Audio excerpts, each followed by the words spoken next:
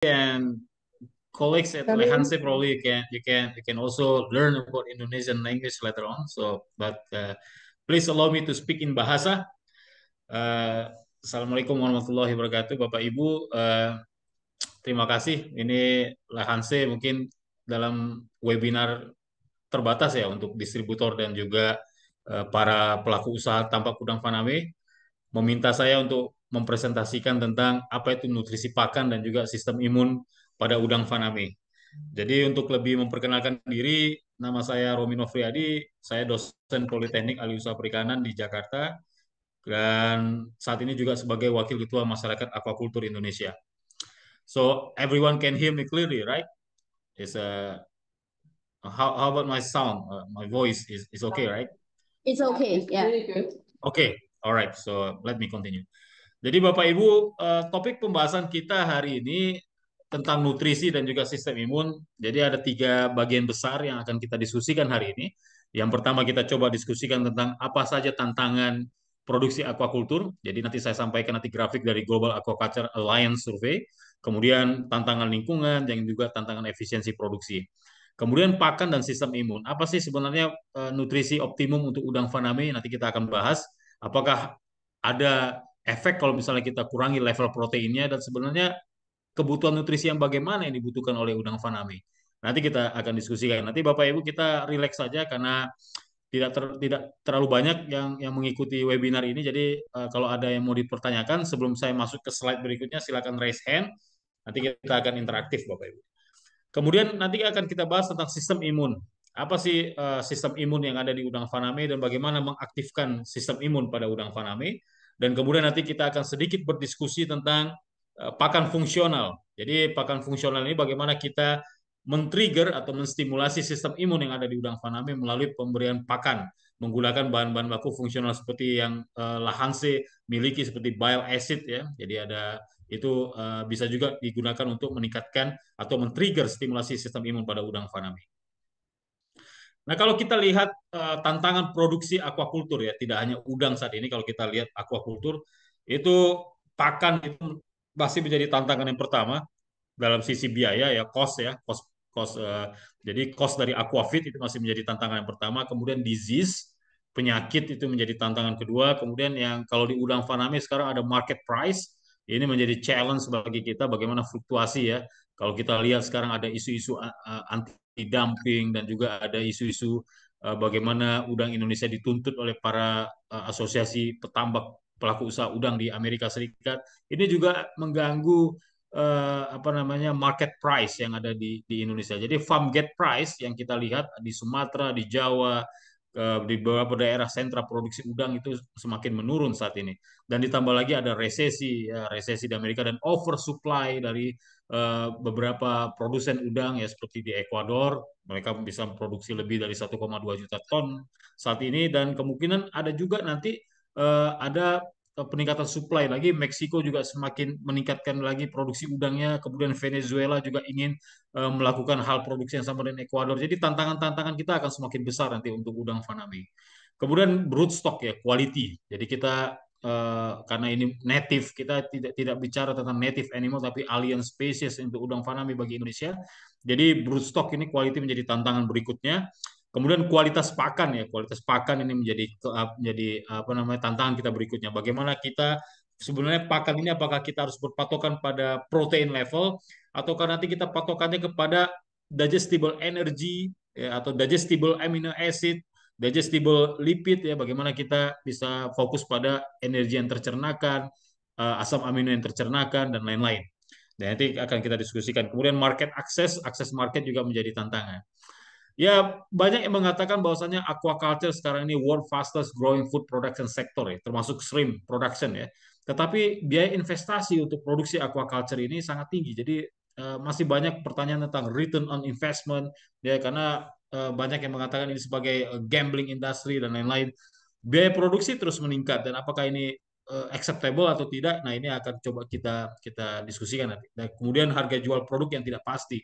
Jadi tidak ada certainty jadi untuk harga farm gate price yang kita miliki.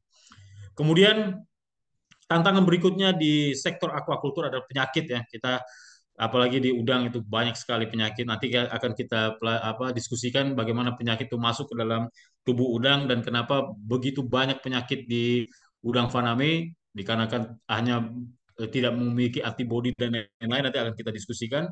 Tapi lingkungan juga menjadi salah satu faktor utama nantinya degradasi kualitas lingkungan. Jadi kalau kita melihat apa yang disebut dengan Siniesco graphic ya. Jadi disease itu timbul karena adanya interaksi dari inang, lingkungan dan juga patogen. Jadi sudah diestimasikan bahwasanya kerugian kalau misalnya kita lihat untuk global aquaculture industry itu lebih dari 6 miliar US dollar ya per tahunnya dikarenakan kerugian akibat adanya patogen. Sebentar Bapak Ibu saya coba eh, matikan dulu WhatsApp-nya.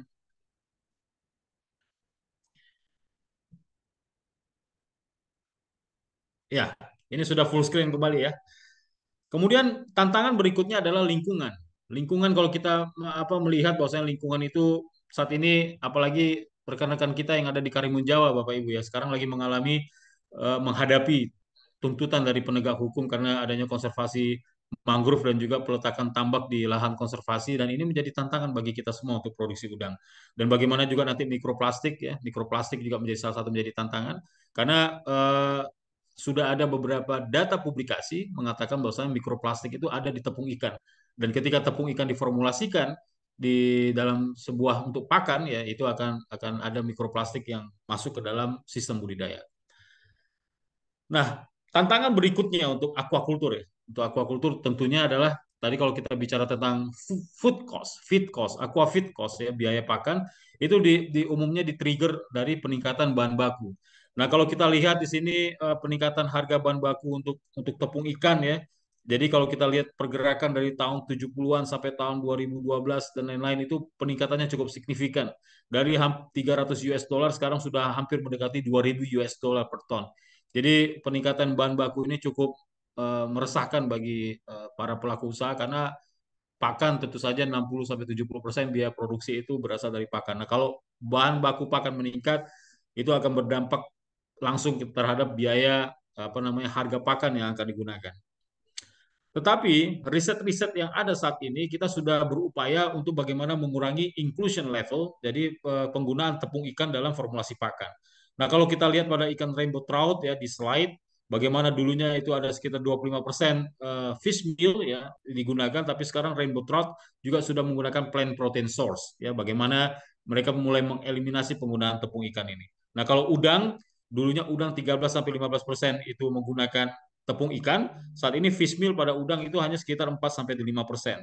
Kemudian untuk European sea bass ya untuk sea bass ikan karnivor, kalau dahulunya ikan ikan sea bass itu masih menggunakan 27,5% tepung ikan, saat ini sudah mulai dikurangi penggunaan tepung ikan menjadi 15%. Jadi riset-riset ini sudah dilakukan bagaimana upaya ke depan adalah untuk mengurangi tepung ikan, tetapi karena kita tahu tepung ikan ini merupakan sumber protein yang baik, dia punya palatability faktor yang cukup baik, dia juga memiliki DHA kolesterol yang bisa men-trigger udang untuk molting dan lain-lain. Ini perlu blending strategi Bapak Ibu. Jadi tidak serta-merta kalau kita ingin menggantikan tepung ikan, kita gantikan dengan tepung bungkil kedelai misalnya dicampurkan dengan yang lain-lain itu tidak bisa straight to the forward. I mean jadi kita harus melakukan blending strategi Bapak Ibu. Jadi kalau misal menggantikan tepung bukil kedelai yang rendah dengan methylamine, mungkin kita ganti kita blending deh, kita gabungkan dengan corn atau jagung yang tinggi untuk lysine, kemudian kita suplemen dengan bahan-bahan baku aktif lainnya sehingga final product atau pakan yang dihasilkan itu memiliki kualitas yang sama ketika kita menggunakan tepung ikan. Tetapi at the point pada akhirnya nanti itu nilai formulation cost dari pakan itu bisa berkurang karena kalau kita bandingkan misalnya tepung ikan harganya sampai 2000 US dollar per ton, harga jagung sekarang misalnya di DGS atau high protein di DGS itu sekitar 500-700 dolar per ton dibandingkan dengan bungkil kedelai yang mungkin masih 1.200 dolar per ton, jadi masih masih lebih murah dibandingkan penggunaan tepung ikan. Tapi kalau misalnya kita lakukan blending strategi dengan baik, kita suplemen dengan baik, harga formulation cost bisa turun, tetapi kualitas masih sama dengan penggunaan tepung ikan. Nah, sebenarnya faktor yang mempengaruhi kualitas pakan itu dan itu yang pertama adalah ketersediaan atau biaya dan supply yang konsisten. Ya.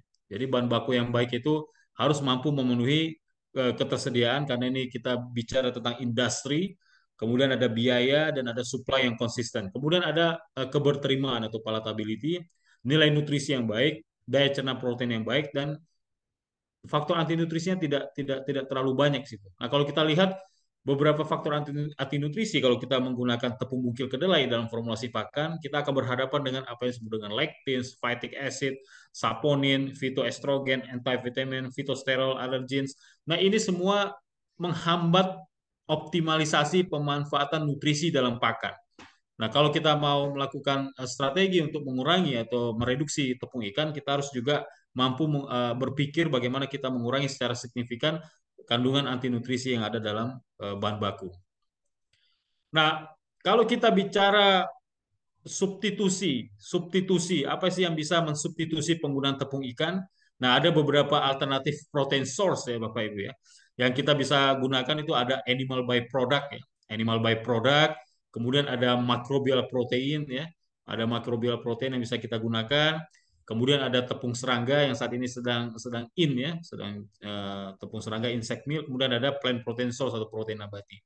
Nah, kalau kita bicara tentang animal byproduct seperti poultry byproduct meal atau tepung unggas dan lain-lain, memang mereka menggunakan memiliki level protein yang cukup tinggi, mungkin bisa one to one itu hampir seimbang dengan tepung ikan.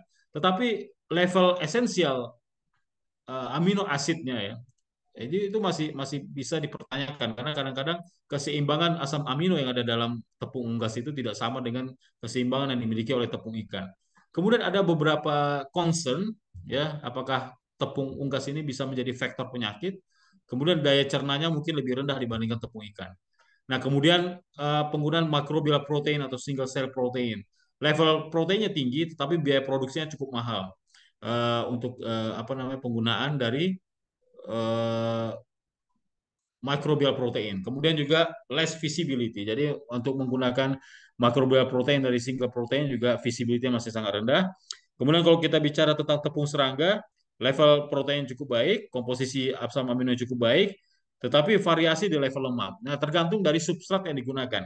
Kalau tepung serangga yang coba kita lakukan produksi dengan menggunakan bungkil kelapa sawit, kalau misalnya substrat makanannya menggunakan bungkil kelapa sawit itu akan lebih lebih seimbang komposisi nutrisinya. Kita melihat bahkan ada another advantage, keuntungan lainnya adalah tepung serangganya memiliki lauric acid atau asam laurat.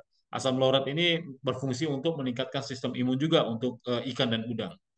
Kemudian kalau kita menggunakan protein nabati sebagai bahan substitusi tepung ikan, ini bisa mengurangi eutrofikasi, tetapi dampak negatifnya terhadap pencernaan. Jadi banyak riset-riset yang mengatakan bahwa kalau kita menggunakan tepung bungkil kedelai atau tepung jagung dalam jumlah yang berlebihan, ini akan berdampak pada kesehatan hepatopankreas udang. Jadi mungkin struktur morfologi dari hepatopankreasnya menjadi terkoreksi dengan penggunaan protein nabati yang berlebihan. Kemudian ada ketidakseimbangan untuk profil asam aminonya. Jadi mungkin ada bahan baku nabati yang tinggi di methionine tapi rendah di lysine, ada yang tinggi di lysine, ada yang rendah di methionine. Jadi ada beberapa kekurangan kalau menggunakan protein source ya, protein nabati. Kemudian prinsip apa sebenarnya yang harus dipenuhi dalam nutrisi dan kualitas pakan ya? Kita harus mengetahui bahwasanya protein, lemak, ini kita sudah pahami ya, Bapak Ibu ya. Ada protein, lemak, karbohidrat sebagai sumber energi. Kemudian kita harus supply juga pakan kita dengan vitamin premix dan mineral premix. Dan kalau kita bicara tentang protein, lemak, dan karbohidrat, kita tidak lagi bicara protein kasar atau crude protein atau lemak kasar atau crude fat, tapi kita bicara tentang digestible protein atau digestible amino acid. Karena yang digunakan ikan dan udang itu bukan protein, tapi seberapa besar daya cerna dari asam amino yang tersedia dalam dalam pakan tersebut. Jadi kalau kita melihat pakan itu sebaiknya pertama kita lihat berapa sih sebenarnya digestible energinya. Digestible energinya apakah sesuai untuk udang faname. Nah, ini harus kita kita perhatikan.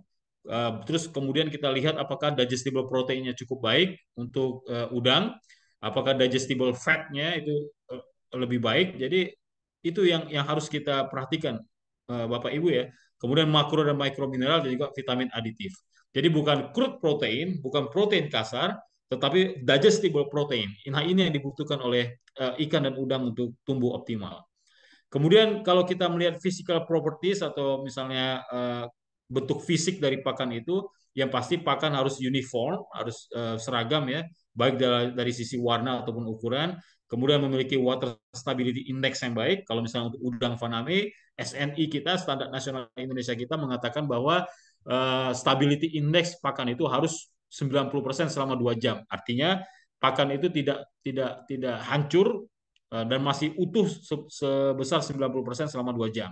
Karena kita tahu udang itu makan di dasar ya, Bapak Ibu ya, dan sifatnya men-squeeze dan menggigit-gigit pakan. Kalau misalnya pakannya cepat hancur dalam air, itu nanti akan ada leaching nutrien, jadi nanti eutrofifikasi, kemudian ada buangan bahan organik yang lebih tinggi dan lain-lain. Kemudian attractiveness dan palatability ini yang penting. Jadi pakan itu juga harus memiliki daya tarik bagi ikan dan udang untuk mengkonsumsi pakan itu.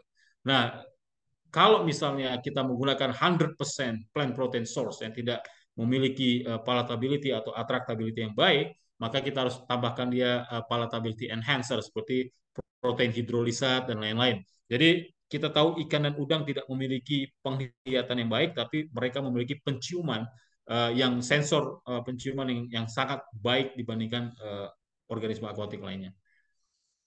Kemudian kalau kita cerita tentang bahan baku pakan, kita harus ketahui tentang pros dan cons dari sejumlah besar bahan baku ya. Kalau misalnya kita memformulasi pakan, kemudian time for food nationalism, kalau bisa kita menggunakan bahan baku lokal kalau ada.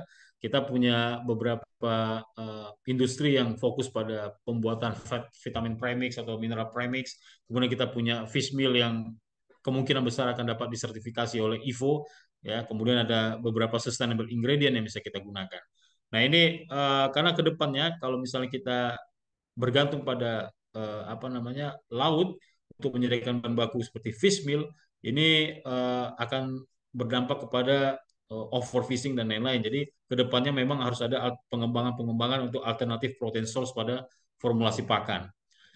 Kemudian bahan aditif dalam pakan ini di samping juga untuk dapat meningkatkan kesehatan, aditif juga mampu digunakan untuk meningkatkan performa pakan.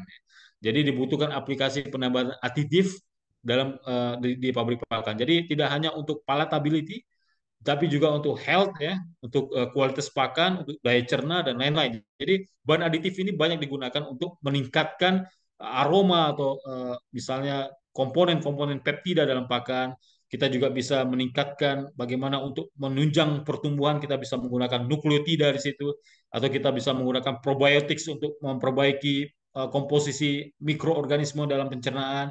Kemudian kita bisa mycotoxin binders, artinya bisa mengikat semua mikotoksin, enzim untuk mempercepat pemanfaatan nutrisi. Jadi banyak sekali bahan aditif yang bisa kita gunakan dalam pakan dan memiliki fungsi-fungsi fungsional untuk meningkatkan laju pertumbuhan dan juga pemanfaatan nutrisi dan serta sistem kesehatan pada ikan dan udang yang kita budidayakan. Nah, kemudian kita bicara tentang pakan berkualitas dan juga ekonomis ya dalam protein asam amino. Kita tahu dalam produksi pakan faktor-faktor yang mempengaruhi kualitas pakan itu ada beberapa faktor. Yang pertama paling penting adalah formulasi pakan. Jadi 40% faktor yang mempengaruhi kualitas pakan adalah formulasi pakannya.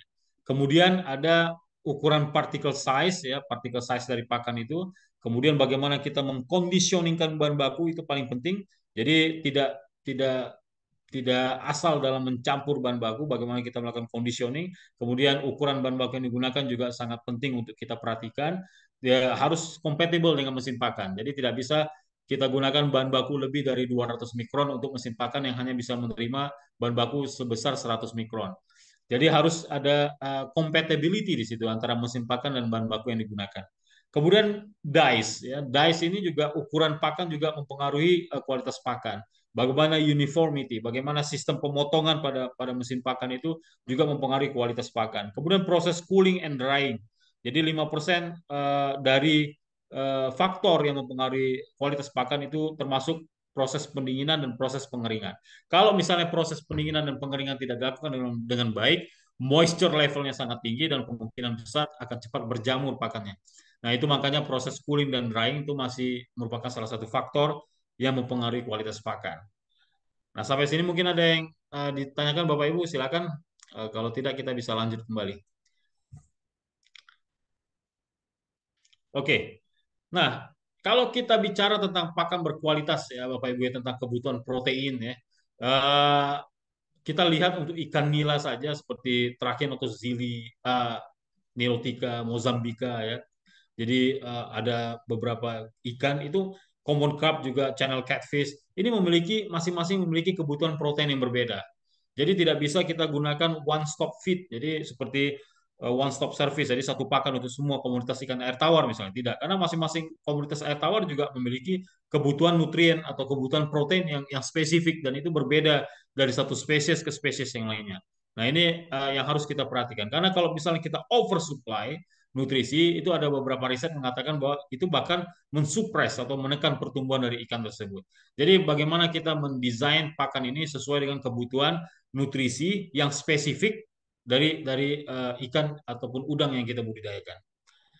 Ini hanya gambaran ya, Bapak Ibu ya, bagaimana general respon terhadap peningkatan protein. Jadi peningkatan protein itu tidak serta-merta harus baik. Bagaimana kita memberikan protein 40%, itu pertumbuhannya selalu lebih baik dibandingkan 35 atau 34%. Tidak harus begitu karena ada semacam diminishing returns di mana kalau misalnya kita oversupply protein juga akan berdampak pada pertumbuhan ikan dan udang yang kita budidayakan. Jadi seperti feed efisiensi dan juga conversion ratio juga menjadi lebih lebih jelek dibandingkan dengan protein yang optimum.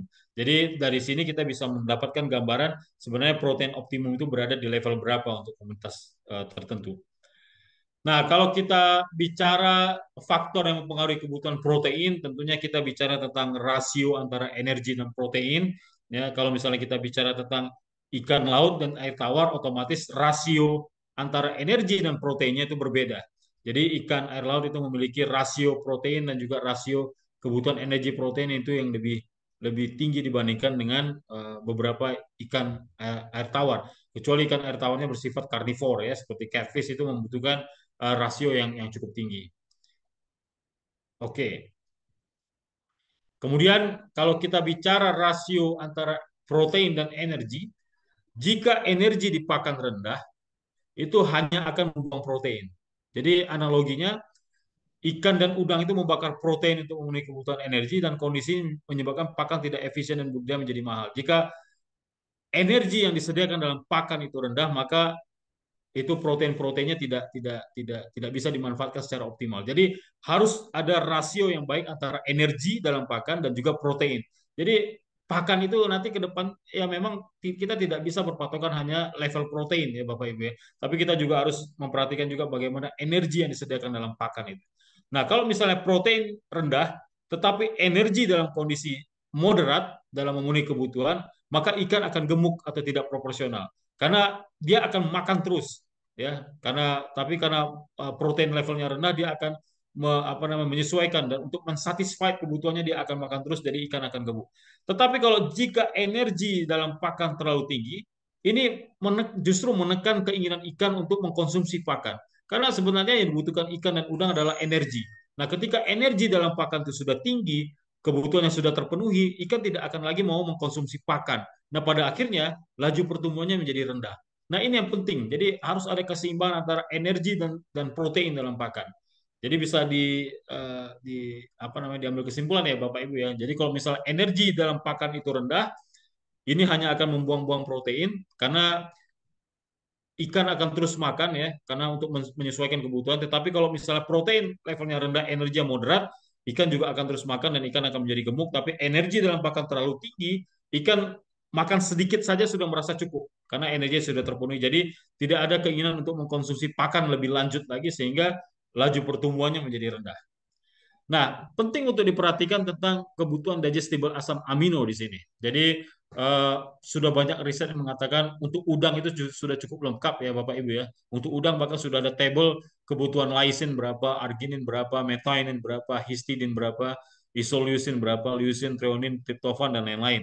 Sudah ada kebutuhan spesifik nutrient requirement ya dalam dalam dalam untuk udang dan kita tinggal menyesuaikan dalam formulasi pakan. Harus seperti ini kebutuhan ketersediaan asam amino yang tercernakan dalam pakan.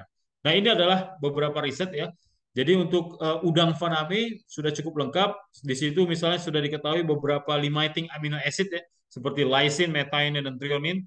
Lysine di sini bahkan dalam persen persen pakan itu kebutuhan sekitar 1,4%, tapi untuk persen protein ya, ya dibedakan Bapak Ibu ya, persen dalam persen pakan atau dalam persen protein. Dalam persen pakan maksudnya dalam formulasi pakan itu lysinnya harus tersedia dalam jumlah 1,4%. Tapi kalau dalam scoop protein, jadi ketersediaannya harus sekitar 4,5% protein yang disediakan, itu lysin. Kemudian methionine dalam persen pakan itu sekitar 0,5%, tetapi dalam persen protein sekitar 1,7%. Kemudian untuk treonin sudah ada beberapa riset mengatakan bahwa kebutuhan minimum treonin dalam pakan itu sekitar 1,3%, dan untuk dalam protein itu sekitar 3,5% untuk spesies monodon, kemudian 2,81% untuk spesies Faname. Nah, kalau kenapa kita fokus pada lysin, methionine, dan treonin, ini berkaitan dengan slide berikutnya. Nanti akan kita jelaskan karena ini adalah termasuk three limiting amino acid atau 3 asam amino yang ketersediaannya dalam jumlah yang terbatas. Dia harus ada dalam pakan karena sifatnya sebagai barrel effect yang dapat menstimulasi keberadaan asam amino esensial dan non esensial lainnya. Jadi ini sangat penting ke dalam pakan. Jadi dalam pakan itu makanya selain protein, lemak, beberapa pabrikan pakan selalu menyebutkan berapa ketersediaan lysin, berapa ketersediaan methionine dan treonin. Tetapi pelaku usaha udang nanti ke depannya harusnya lebih smart ya. Jadi harus mengetahui berapa sebenarnya energi yang disediakan dalam pakan. Jadi untuk apa pakan proteinnya tinggi? Ya, proteinnya tinggi misalnya 40% tapi menggunakan bahan baku seperti feather meal atau misalnya tepung bulu ayam ya, proteinnya tinggi tetapi tidak dapat dicerna oleh udang. Untuk apa begitu? Jadi kita hanya terkesima dengan protein tinggi tapi tidak dapat dicerna dan energinya juga rendah. Pada akhirnya udang pertumbuhannya, laju pertumbuhannya tidak terlalu baik karena energinya tidak sesuai, kemudian proteinnya tinggi tapi tidak dapat dicerna oleh udang faname. Jadi ke depan pelaku usaha harus lebih smart. Pakan itu yang harus dilihat adalah bagaimana sebenarnya digestible energy yang tersedia dalam pakan tersebut. Kemudian ini tadi yang kita sebutkan antara methionine dan lysin. Untuk lengkapnya ada di buku Nutrient Requirement of Fish and Shrimp. Ini apa namanya total sulfur amino acid ya antara methionine dan cysteine. Kita skip saja. Tapi yang ingin saya jelaskan di sini bahwasanya fungsi dari lysin, methionine itu seperti barrel effect ya Bapak Ibu ya. Ketika beberapa asam amino berada dalam kondisi yang di bawah level optimum, tetapi kalau lysin, treonin, dan juga methionine dalam kondisi optimum dia bisa menstimulasi keberadaan asam amino esensial dan esensial non esensial lainnya karena sifat barrel effect yang dimiliki oleh 3 limiting amino acid ini. Jadi beberapa hasil uji coba menyebutkan bahwasanya ketika kita suplemen lysin pada pakan itu bisa meningkatkan growth performance dari ikan. Contohnya ikan trout di sini ya Bapak Ibu ya. Ketika kita masukkan 5 level lysin dalam pakan ada 1,8%, ada 2,2%, 2,6% sampai 3,4%, itu terjadi koreksi pertumbuhan. Jadi pertumbuhan menjadi lebih baik untuk yang strain yang fast growing ataupun untuk strain yang slow growing. Jadi dengan penambahan lysin, kita kan di udang juga tahu beberapa genetic lines ya. Ada yang fast growth, ada yang balance line. Jadi untuk yang kedua, untuk seluruh genetic line itu bisa disupport pertumbuhannya dengan menggunakan lysin. Tetapi kita juga kalau kita tadi sudah bicara tentang lysin, methionine, dan treonin sebagai asam amino esensial, kita juga jangan melupakan kebutuhan asam amino yang sifatnya non esensial. Karena asam amino yang sifatnya non esensial ini Bapak Ibu ya juga memiliki fungsi dan juga functional role yang cukup signifikan dalam pertumbuhan ikan dan udang. Nah, jadi diskusi kita selanjutnya, apakah memungkinkan kalau kita kurangi level protein dalam pakan untuk pengembangan pakan ekonomis? Nah, kan sekarang ini banyak pabrikan pakan berupaya untuk mengurangi level proteinnya ya, Bapak Ibu ya. Jadi SNI kita mengatakan bahwa protein udang itu minimal 30%. Tetapi ada beberapa pabrikan pakan mencoba untuk mengurangi menjadi 28%. Dan apakah memang ini bisa dilakukan atau tidak? Nah, ini ada beberapa hasil riset yang kita lakukan ya. Jadi kita coba mengurangi protein itu dari 30% menjadi 28, bahkan kita kurangi sampai 22% ya. Jadi tidak hanya 28%, tapi kita kurangi lagi menjadi 26, kita kurangi menjadi 24, kita kurangi 22 tanpa ada suplementasi asam amino. Artinya apa? Artinya proteinnya berkurang secara linier tanpa ada suplementasi bahan aditif apapun. Kemudian untuk yang kelompok kedua, kita juga kurangi level proteinnya dari 30 menjadi 28, 26, 24, 22, tapi kita suplemen dengan asam amino.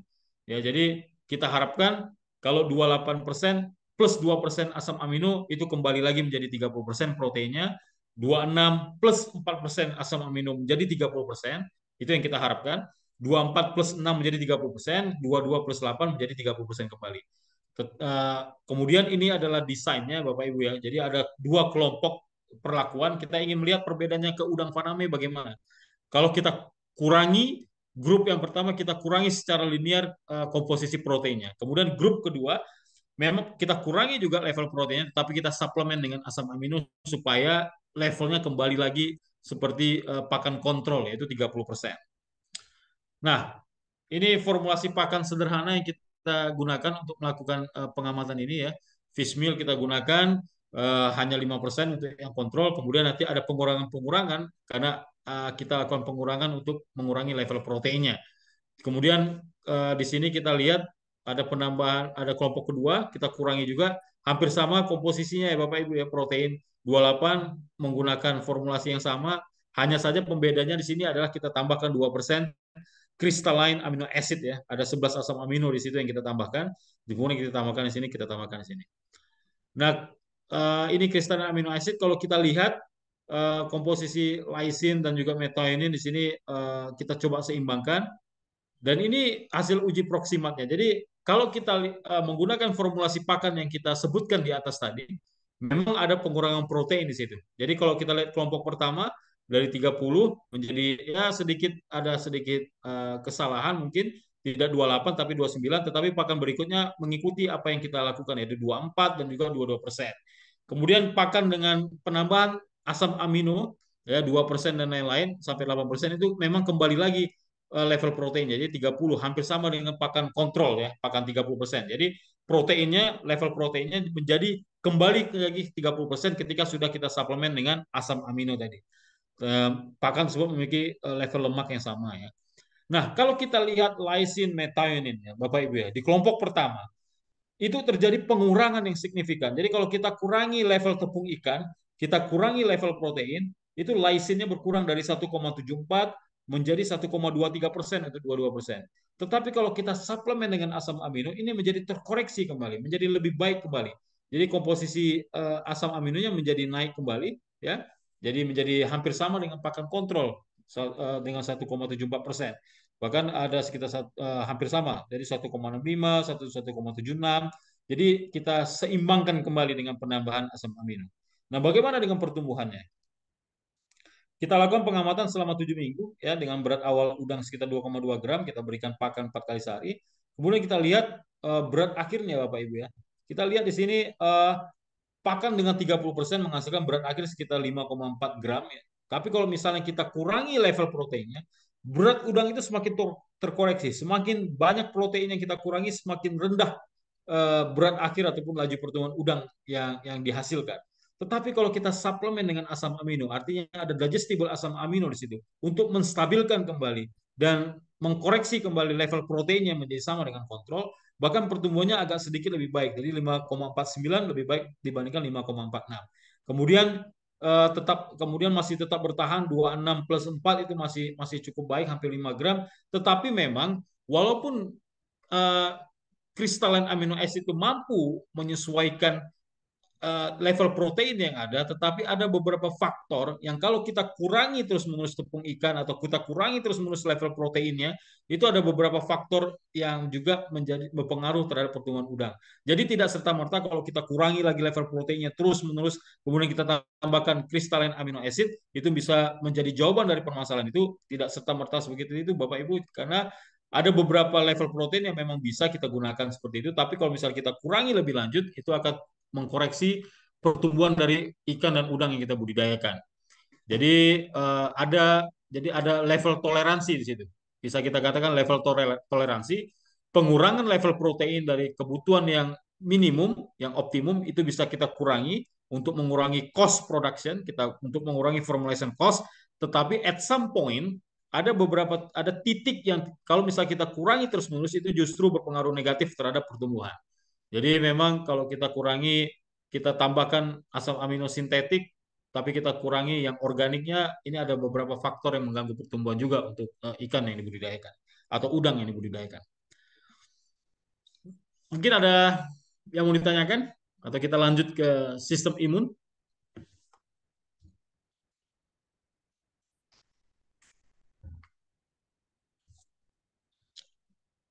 Kita lanjut ya, Bapak Ibu ya. Kita lanjut ke sistem imun udang faname.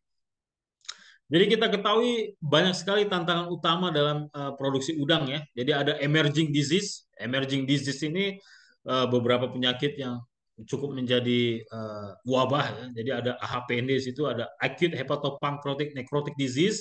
Jadi jenis patogennya sekarang sudah berkembang. Jadi bukan hanya Vibrio parahemolyticus sebagai vector agent, tapi juga sudah ada beberapa riset mengatakan bahwa Vibrio campbelli juga bisa, Vibrio owensi juga bisa, Vibrio harvey juga bisa menjadi vektor.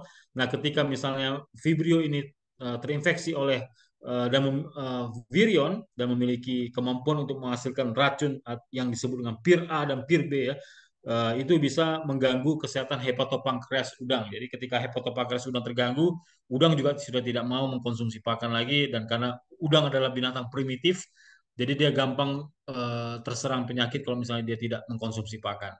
Kemudian ada beberapa penyakit seperti hepatopancreatic microsporidians ya, ada seperti cotton shrimp disease, kemudian ada covert mortality nodavirus ya, banyak sekali penyakit-penyakit virus baru ya, ada shrimp hemocyte iridescent virus, jadi ada bisa disebabkan oleh RNA, bisa disebabkan oleh iridoviridae, bisa juga disebabkan oleh virus yang sifatnya DNA atau double nucleic acid. Nah, kalau penyakit-penyakit yang sudah existing itu bisa kita lihat, ada situ white spot syndrome virus, ada Tora syndrome virus, ada infectious myonecrosis virus, ya, ada IHANV juga, ada fibrosis juga, ada beberapa penyakit-penyakit yang memang sudah kita familiar dengan penyakit-penyakit ini. Nah, pertanyaannya adalah kenapa udang-udang ini gampang sekali terserang penyakit dan terlalu banyak patogen yang bisa menyerang udang faname. Dan ini titik masuk dari patogen itu dalam udang adalah merupakan titik yang kita sebut dengan antennal gland. Jadi Bapak Ibu, semua udang itu kan dilapisin oleh exoskeleton. Seharusnya udang itu memiliki first defense barrier. Jadi ada pertahanan sebenarnya di situ, di udang itu, agar mencegah patogen itu masuk ke dalam tubuh udang. Tetapi ada satu titik, yaitu adalah titik antennal glands, ya, itu adalah titik bagaimana udang mengekskresikan urinnya, mengeluarkan seluruh bahan-bahan toksik. Jadi ketika udang mengeluarkan urin melalui titik yang disebut dengan antennal glands, kemudian setelah mengeluarkan urin, udang memasukkan kembali cairan supaya tubuhnya menjadi stabil lagi. Nah, ketika dia memasukkan cairan itu melalui antennal glands, disitulah titik dari patogen itu juga masuk ke dalam tubuh udang. Nah, itu kebetulan antennal glands ini sangat dekat sekali dengan hepatopankreas. Nah, ini adalah titik dari masuknya patogen ke dalam tubuh udang. Nah, ketika masuk ke dalam tubuh udang, patogen-patogen tersebut itu udang hanya memiliki sistem imun yang sifatnya non-spesifik, ya Bapak Ibu ya. Jadi sistem imunnya, daya tahan alaminya itu sifatnya non-spesifik. Jadi tetapi dia punya pertahanan sifatnya mekanik, kimia dan selular dan humoral. Ya. Artinya udang tidak bisa membentuk antibodi di situ. Nah, kalau misalnya patogen masuk ke dalam tubuh udang, jadi pertahanan-pertahanan mekanik itu ada disebut dengan hemocytes ya. Makanya banyak sekali riset-riset yang mengatakan pengaruh penambahan aditif A, pengaruh penambahan aditif B, pengaruh penambahan aditif C itu selalu fokus pengamatannya pada total hemocyte count atau total jumlah hemocyte dalam dalam tubuh udang. Apakah dia mampu menstimulasi? Karena ternyata hemocyte ini adalah first defense mechanism pada udang. Jadi kalau misalnya patogen masuk ke dalam tubuh udang, itu hemocyte yang akan uh, melakukan pertahanan awal. Nah, ini adalah hemocyte yang dimaksud. Jadi ada yang disebut dengan hyalin hemocyte ya. Hyalin hemocyte ini dia akan menyerap patogen atau partikel asing melalui proses fagositosis. Kemudian ada granular hemocyte ya. Jadi melalui proses enkapsulasi, dan juga ada ya sifatnya terlibat dalam proses melanisasi. Jadi yang disebut dengan fagositosis adalah mekanisme pertahanan. Jadi ketika patogen masuk, si hemocyte ini akan menelan udang ya dia akan menyerap udang, kemudian ada mencerna dan kemudian menghancurkan udang apa patogen tersebut di dalam hemosit yang dimiliki oleh udang. Jadi ini adalah first defense mechanism dari udang. Jadi udang walaupun tidak mempunyai sistem pertahanan yang sifatnya spesifik, artinya udang tidak bisa memproduksi antibodi, tetapi udang memiliki sistem imun yang non spesifik yang juga diperkuat oleh adanya tadi ya hemosit tadi ya hemosit yang sifatnya bisa menghancurkan, mencerna dan juga menghilangkan patogen tersebut dari dalam tubuh udang melalui proses yang disebut dengan fagositosis. Kemudian uh, tadi sistem mekanik ya, kemudian udang juga memiliki proses yang namanya proses hormonal, di mana tadi proses hormonal ini terjadi setelah beberapa aktivasi profenol oksidasi dilakukan. Jadi ada beberapa bahan baku memang yang digunakan dalam pakan tersebut, dia bisa menstimulasi keberadaan profenol oksidasi ini sehingga ketika profenol oksidasi bisa apa namanya dibangkitkan itu bisa membangkitkan juga sistem imun yang sifatnya non spesifik pada udang. Dia juga bisa mempertahankan udang dari serangan patogen.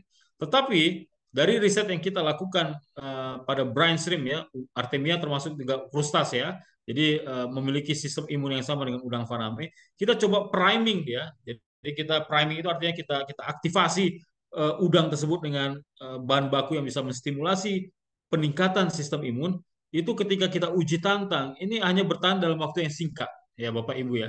Jadi sebenarnya pesan yang ingin saya sampaikan kepada Bapak Ibu dari riset yang saya lakukan, dari grafik yang saya dapatkan, kita bisa menstimulasi pertahanan tubuh yang sifatnya hormonal pada udang faname. Tetapi waktunya hanya singkat, paling maksimum itu sekitar 6 jam. Artinya setelah 6 jam, sistem imun udang akan turun kembali, kalau tidak diaktifasi kembali. Nah, bagaimana cara mempertahankan sistem imun atau misalnya kemampuan udang dalam mempertahankan dirinya dari serangan patogen tetap dalam kondisi stabil, ya tidak ada lain caranya adalah melalui pakan. Jadi kalau pakannya kita berikan misalnya beta glukan misalnya, beta glukan adalah salah satu bahan aktif yang dapat menstimulasi pertahanan tubuh udang. Kalau kita tambahkan beta glukan dalam dalam pakan tersebut dan kita berikan udang periode misalnya pakannya dalam periode 4 jam, itu dia bisa mempertahankan dirinya dari serangan patogen. Karena sebelum 6 jam, sebelum dia turun kembali, itu 4 jam sudah dinaikkan kembali. Jadi sistem pertahanan tubuh udang yang sifatnya humoral bisa kita pertahankan dalam level yang optimum untuk menahan serangan-serangan dari patogen. Nah, kalau kita kaitkan antara nutrisi dan juga sistem imun, dan ini adalah ujungnya adalah the point is the use of the functional feed atau pakan fungsional.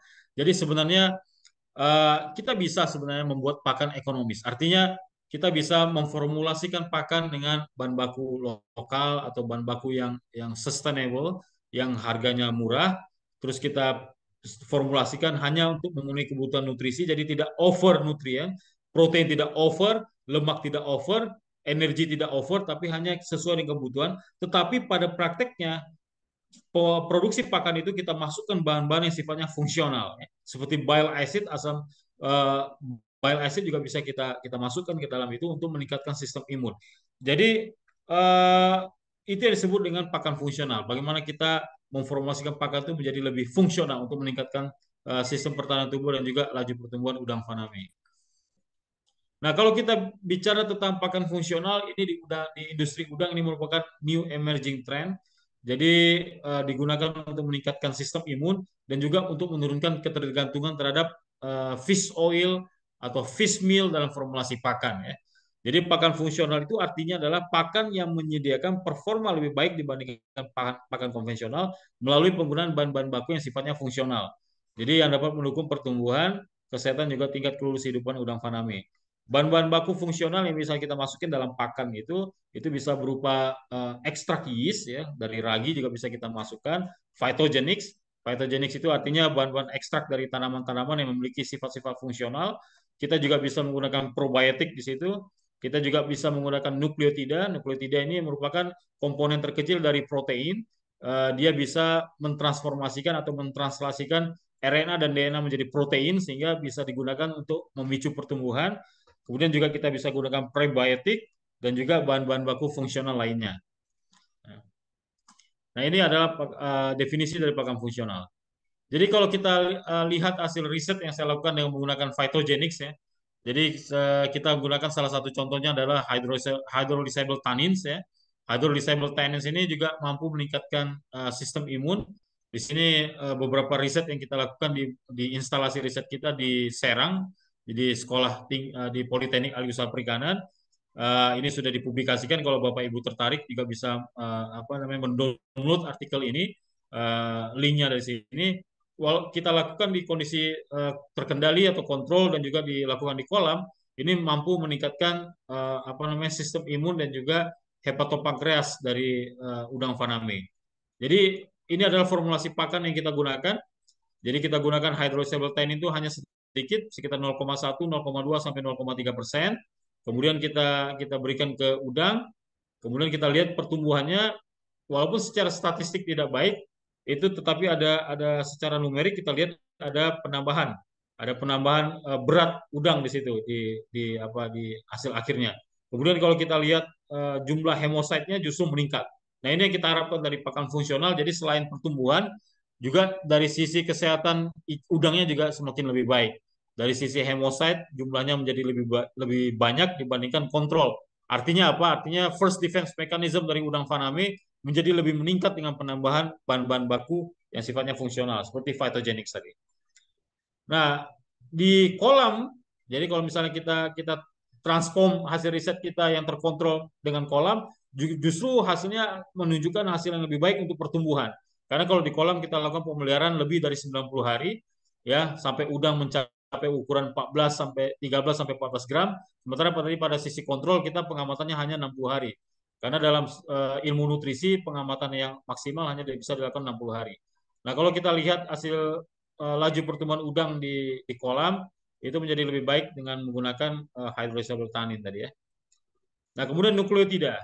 Nukleotida itu merupakan tadi ya dapat menunjang laju pertumbuhan. Kalau misalnya kita formulasikan pakan kita dengan uh, ini Bapak Ibu ya, fish meal-nya sedikit saja 10%, tidak banyak fish meal-nya, bahkan beberapa pakan kita gunakan hanya 5%.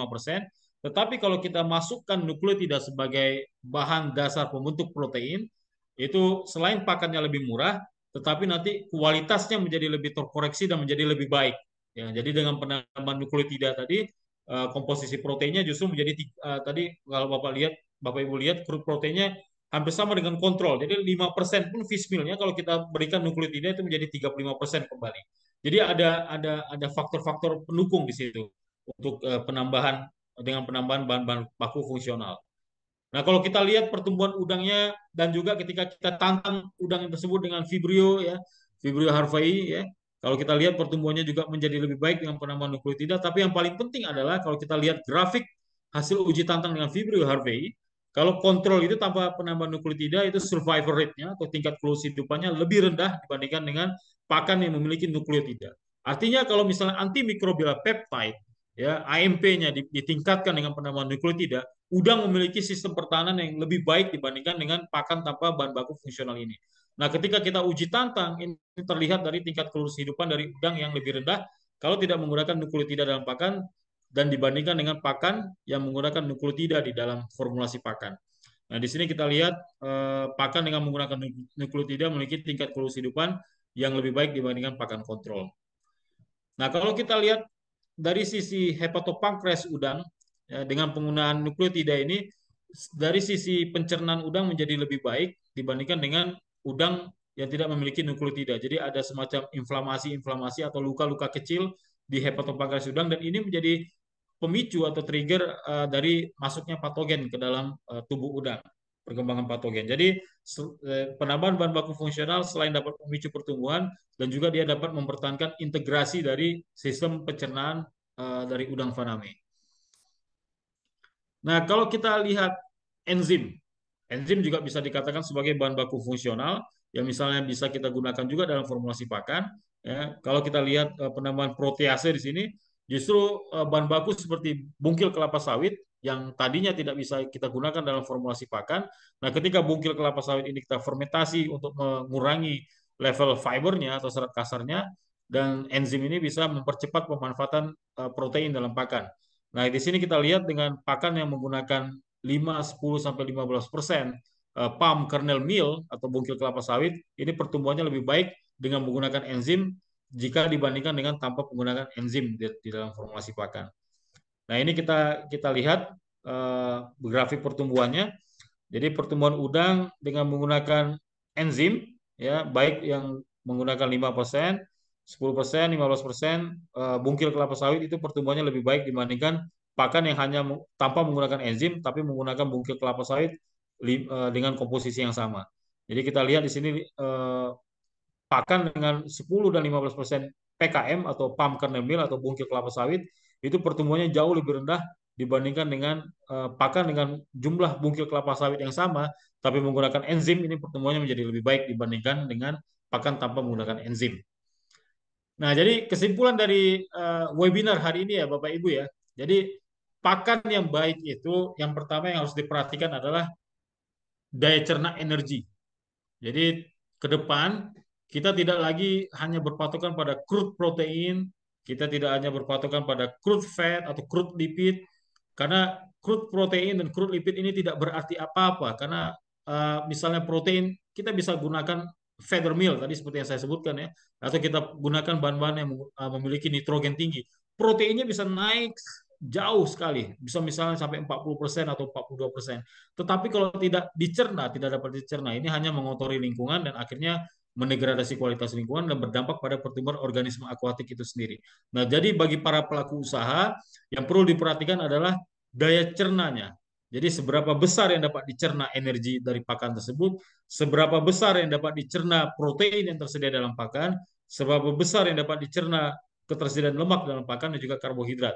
Dan ke depan kita akan tidak lagi berpatokan pada label yang ada di karung, berapa protein, berapa lemak, karena sebenarnya ini informasi yang tidak berarti apapun untuk produksi udang ataupun ikan yang kita lakukan. Kemudian kita ketahui bahwa sistem imun udang itu dia bergantung pada sistem pertahanan yang non spesifik, artinya udang tidak seperti higher vertebrates ya, seperti ikan ataupun seperti manusia, udang tidak bisa menghasilkan antibodi.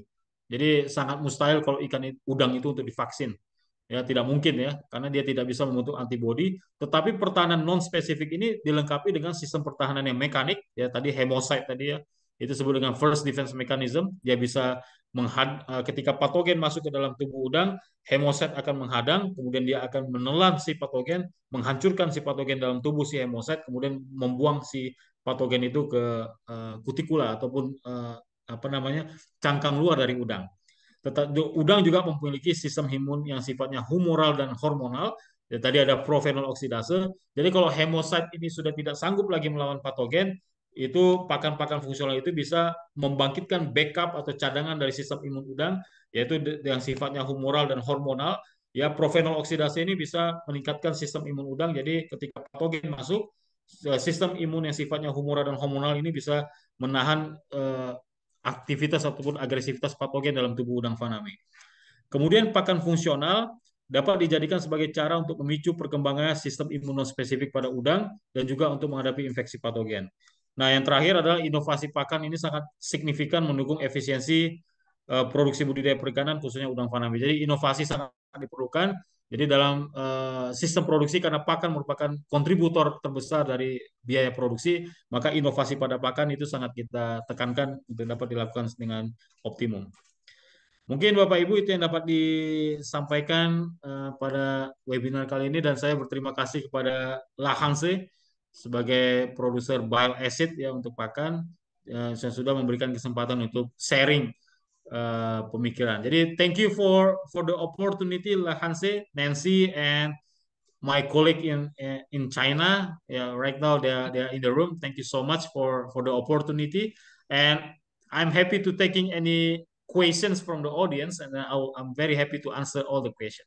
Thank you. I give it back to you, Nancy, to moderate the session. Thank you. Thank you, Dr. Romy. Terima kasih. Yeah. Thank you. Terima kasih. 谢谢。Good Chinese. Welcome to visit China when you got time. Yeah, I've been in Beijing 2 years ago. So, Oh, 2 years ago you've been Beijing. Yeah, Beijing. to visit or to Travel? Yeah, visit? it's I visit my colleague at the Qingdao and also Qingdao University, Ocean. Oh, Qingdao University? wow. Yeah. We in the same province. Province. Yeah. Jinan is Yeah, the same yeah, province Qingdao as province. Qingdao. Yeah. Yeah, I have my classmate over there. He become a professor at the Qingdao University. Jinan University. Oh, 济南大学的 professor. Oh, we are in Yeah. Jinan. So I think many audience already very hard to ask some questions maybe during your presentation. I think maybe we can get some questions from them. Now is the part for the Q&A. We have a Hi, Marcel. Yep, hello. Maybe you can help us to ask Yeah. if customers have Have any any questions questions, in your local language. Indonesia. Yeah. Oh, oke. Bagi yang punya pertanyaan bisa tolong raise hand atau tulis di Q&A kalau atau chat kalau bisa.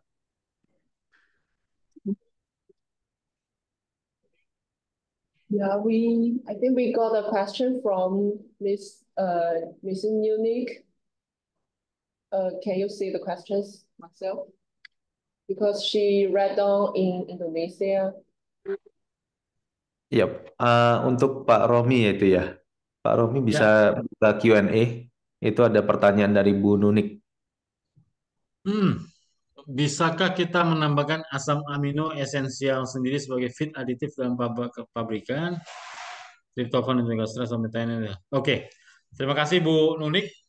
Pertanyaannya, apakah kita bisa menambahkan asam amino esensial sendiri sebagai aditif dalam pakan pabrikan? Saya pikir saya pernah melakukan ini ya Bu Nunik ya di beberapa pabrikan sepanjang memenuhi kebutuhan minimum produksi ya Bu. Jadi contohnya seperti Gold Coin itu di Bekasi, saya pernah menambahkan beberapa bahan aditif di situ termasuk asam amino esensial, tapi memang mereka mempersyaratkan saya untuk mengambil waktu itu sekitar 200 atau 300 ton waktu itu. Jadi kalau misalnya CJ juga saya sering juga melakukan penambahan-penambahan bahan aditif dalam formulasi pakan yang mereka lakukan, tetapi memang harus ada minimum quantity pengambilan waktu itu Bu Nunik. Jadi itu yang apa namanya. Jadi jawaban saya bisa kalau kita lakukan di pabrik pakan, atau memang kalau misalnya kita membuat pakan sendiri, misalnya ada beberapa pabrikan pakan mandiri yang ada atau punya mesin pakan sendiri, itu bisa kita formulasikan sendiri dan kemudian kita tambahkan asam amino esensial ini. Dan riset yang kita lakukan bahwa saya integrasi asam amino ketika kita masukkan dalam mesin extruder atau dalam mesin pelleting, ini masih integrasinya masih di atas 90%. Jadi artinya asam amino yang kita tambahkan dalam formulasi pakan masih bisa kita dapatkan pada produk jadi dari pakan itu. Mungkin itu ya jawaban dari pertanyaan Bu Nonik.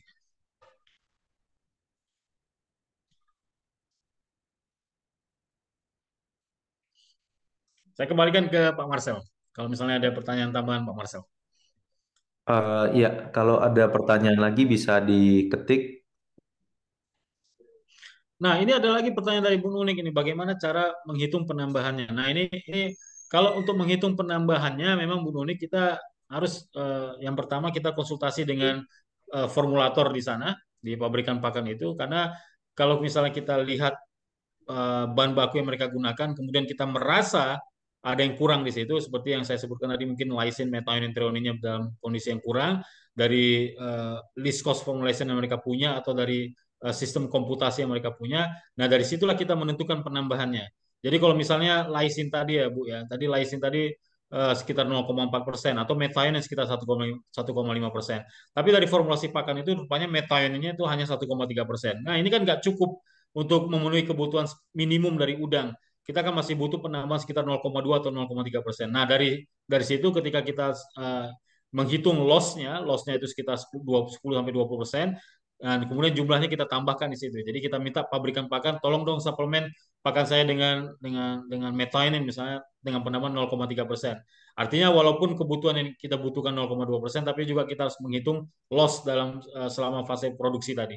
Jadi misalnya kita tambah 0,3, jadi pakan yang ada nanti memiliki kandungan lysine dengan jumlah yang kita inginkan. Itu Bu Nunik.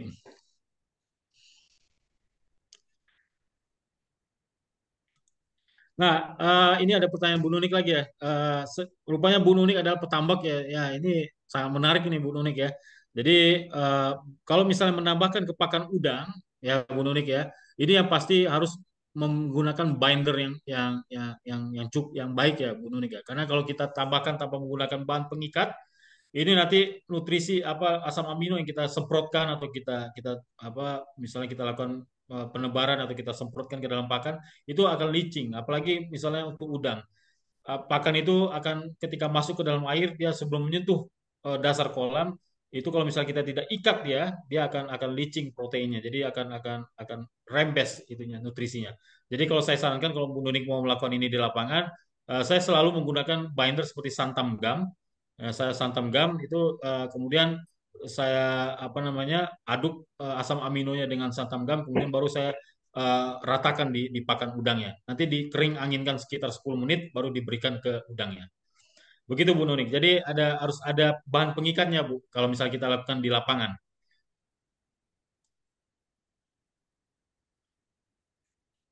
Nanti Bu Nunik bisa lihat di apa namanya ada video yang saya upload di YouTube. Jadi bagaimana cara mengikat bahan baku aditif dengan menggunakan santam gam.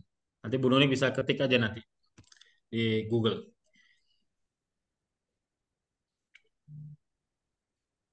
Saya kembalikan ke Pak Marcel. Oke, apa ada pertanyaan lain? Ada Pak Kristianto Agung ini Pak. Ya, silakan. Eh, nggak di chat di Q&A-nya. Oh, Q&A. Karena ini pakai webinar, jadi audiensnya nggak bisa nyalain ini mikrofon sepertinya. Oh gitu ya. Oke. Nah ini Pak Kristianto kan ini petambak senior ya.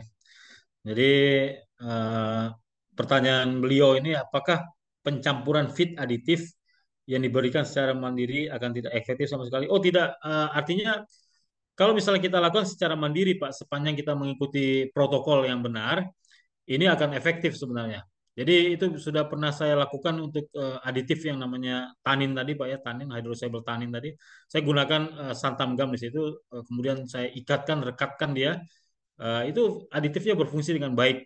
Jadi tidak leaching dia, tidak rembes nutrisinya. Jadi sepanjang diberikan ataupun dilakukan dengan mengikuti SOP yang baik, itu feed aditif akan efektif nanti Pak Kristianto.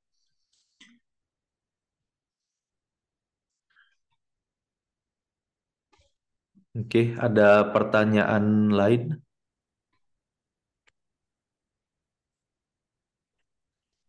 Eh, saya ada pertanyaan nih Pak Roni. Ya, Jadi silakan Pak Marcel. ini kan saya pakai Runeon 2 nih, Bile Acid, Ya. produknya Lanjut ya sekitar sudah 2 tahunan lah Hmm. gitu. Dan ya berdasarkan yang saya baca-baca lah waktu itu saya pertama kali pakai itu bile acid ini dia bisa membantu ini apa pencernaan digestif apa abilitas lemak supaya bisa diserap oleh udang lebih baik gitu loh. Kalau menurut Pak Ya. Romi itu memungkinkan atau gimana? Apa memang itu berguna nggak buat udang kalau misalnya lemaknya itu bisa dipecah untuk lebih bisa diserap oleh udang? Ya. Makasih. Ya. Ya, jadi yang perlu kita perhatikan Pak Marcel ya. Jadi kalau energi itu kan digunakan untuk banyak hal ya. Ada energi untuk pertumbuhan, ada untuk reproduksi, ada untuk metabolisme dan ada untuk fisiologi.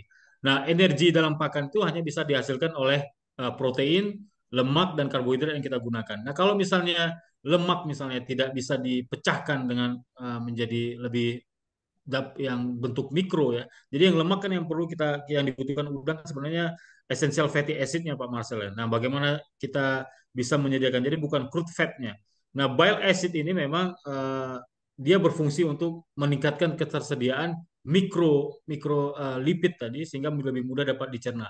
Nah, kalau misalnya mikrolipid yang tersedia lebih banyak, ini tentunya juga akan mampu meningkatkan energi pertumbuhan dari udang itu, Pak Marcel. Jadi apalagi udang, udang kan untuk bertumbuh dan berkembang dia mengalami apa yang disebut dengan fase fase molting ya. Nah, Ya. sudah diamatin oleh beberapa riset yang kita lakukan itu kolesterol dan DHA itu adalah dua bahan baku yang bisa memicu proses molting itu. Nah, itu bisa didapatkan dari fat. Nah, kalau misalnya penggunaan bile acid ini dia bisa meningkatkan ketersediaan fat tadi, lemak tadi yang bisa dicerna, itu bisa memicu proses molting menjadi lebih cepat. Jadi selain faktor-faktor eksternal ya, dari faktor eksternal tadi berapa komposisi mineral atau apa fisiologi dari udang, tapi untuk men-trigger ini proses molting ini juga bisa digunakan, bisa dilakukan pertumbuhan udang menjadi lebih baik ketika ketersediaan komposisi lemaknya menjadi lebih baik. Dan bile acid memiliki peran yang cukup penting untuk meningkatkan ketersediaan dari lemak tersebut. Nah, gitu. Gitu Pak Oke. Marcel. Ya, Ya. makasih Pak Romi. Ya, kalau ada pertanyaan lain, monggo silahkan di chat.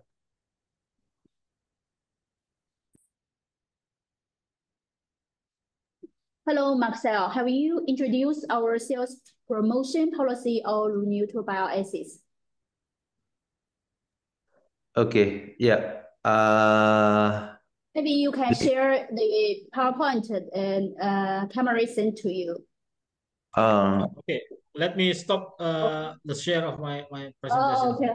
Yeah. Sorry, Dr. Rami. No worries. Please Thanks wait, for please all wait. the answers. Yeah. Okay, Thanks. so I already stopped share, and then you can share the file. Yeah. Thank you. Terima kasih. Yeah. Marcel, if you cannot share, I will share it. Let me check 哪个呀？没有了。这是你的。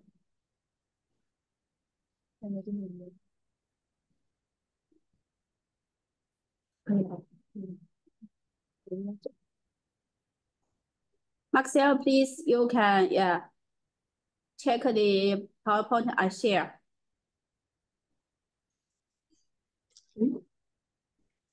Oh, Marcel get some. 他可能想共享，然后在这里下去。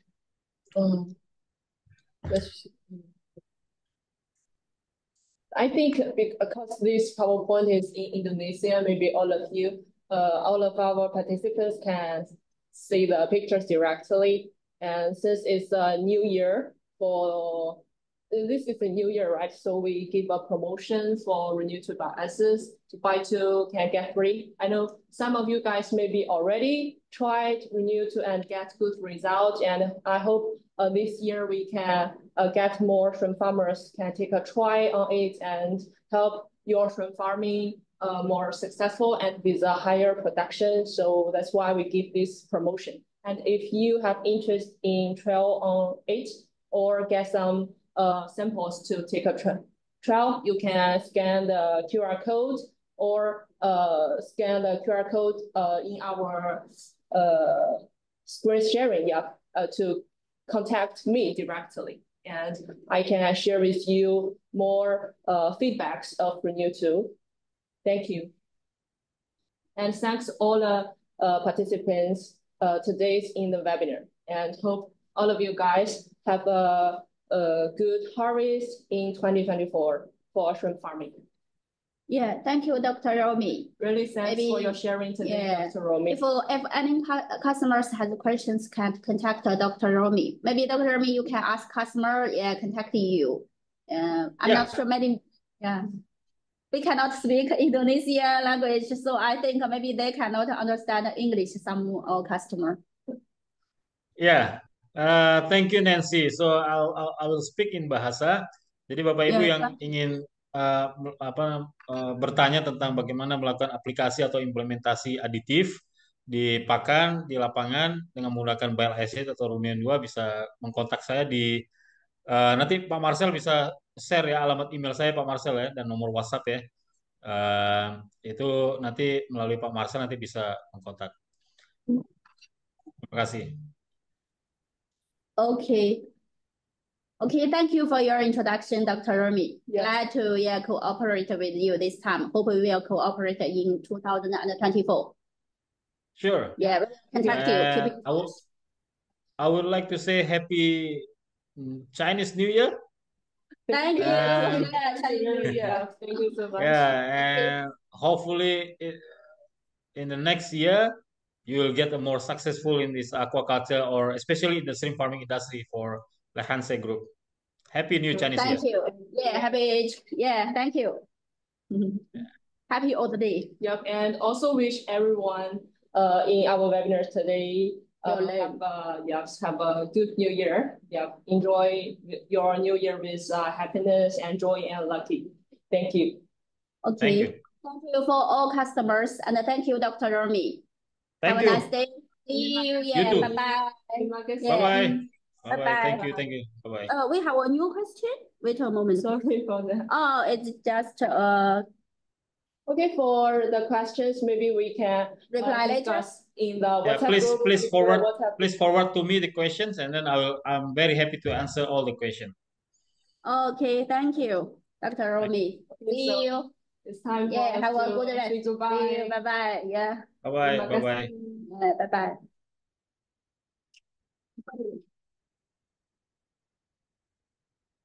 聊天，掉线了。他掉线了，我怎么觉得是他故意的？